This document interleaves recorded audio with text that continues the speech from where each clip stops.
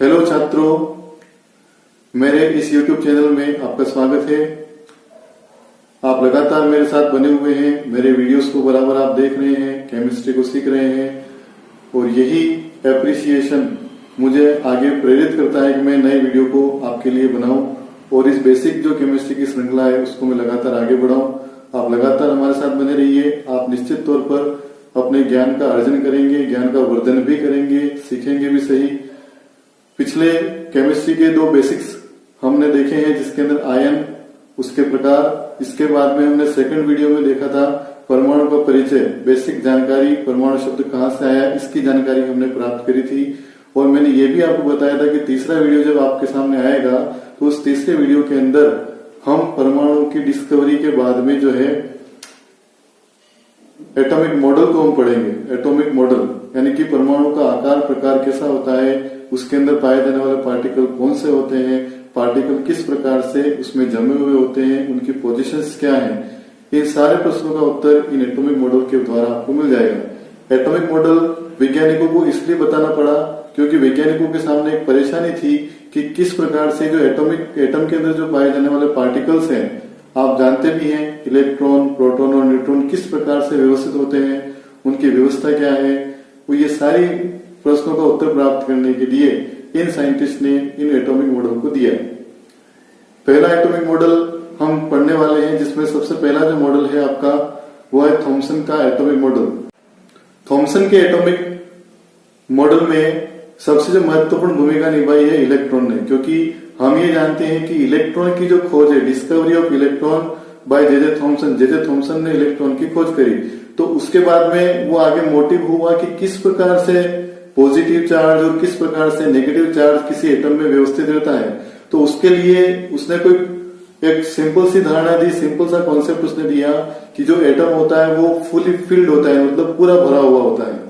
और पूरा भरा हुआ किससे होता है? तो पूरा भरा हुआ वो धनावेश से होता है, पॉजिटिव चार्ज से एटम पूरा भरा हुआ होता है।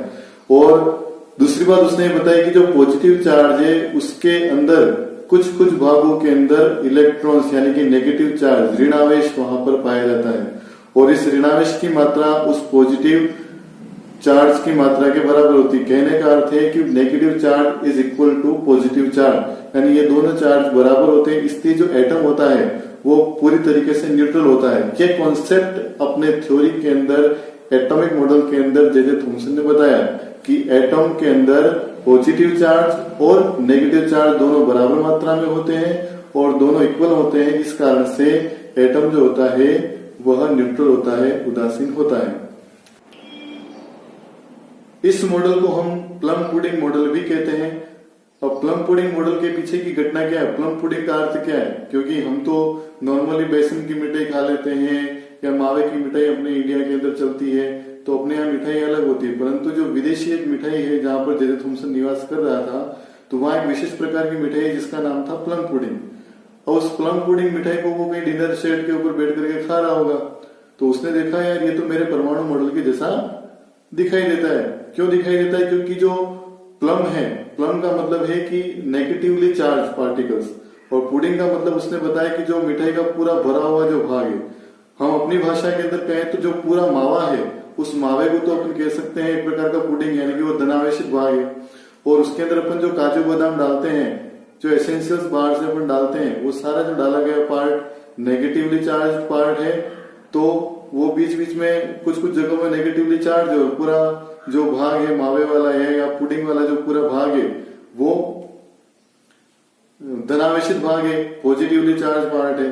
तो दो चीजें क्लियर हो गई। पुडिंग का मतलब हो गया धनावेशित भाग, प्लम का मतलब उसके अंदर डाले गए एसेंशियल एलिमेंट्स यानी कि काजू बादाम पिस्ता जो भी उसके अंदर डाला गया है।